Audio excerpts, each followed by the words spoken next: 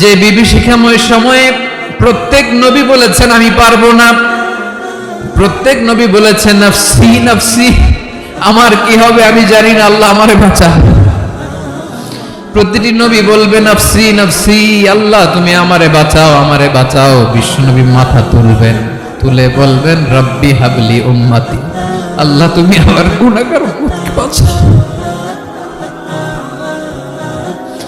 এই দুনিয়ার বুকে রব্বুল আলামিন সব নবীকে একটা করে দাওয়া মুস্তাজাবা দিয়েছেন, মানে যে দোয়া করলে কবুল হয়ে যায় সাথে সাথেই। দাও বিহা, দুনিয়ার সব নবীরা ওই দোয়াটা দুনিয়ায় করে ফেলেছে।